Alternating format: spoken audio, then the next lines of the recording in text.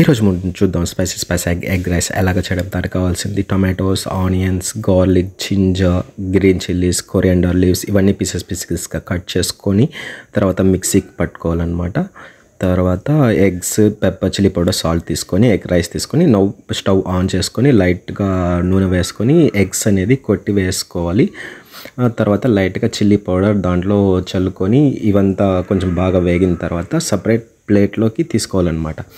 మళ్ళీ stove on చేసుకొని oil పోసుకొని ముందుగా కట్ చేసిన ఆనియన్స్, చిల్లీస్ అవన్నీ బాగా వేగించినాక పేస్ట్ వేసుకోవాలన్నమాట, గార్లిక్ పేస్ట్. తర్వాత బాగా ఉడికిన తర్వాత టమాటోస్ వేసుకుని బాగా ఫ్రై చేసిన తర్వాత మనం తీసుకున్న రైస్ పొడిగా చల్లుకొని తర్వాత ప్లేట్లో తీసుకున్న ఎగ్ బుర్జీ, కారము, సాల్ట్ చల్లుకొని బాగా మిక్స్ చేసుకున్న తర్వాత ఫైనల్గా కొరియాండర్ లీవ్స్ చల్లుకొని సర్వ్ చేసుకుంటే స్పైసీ ఎగ్ రైస్ రెడీ.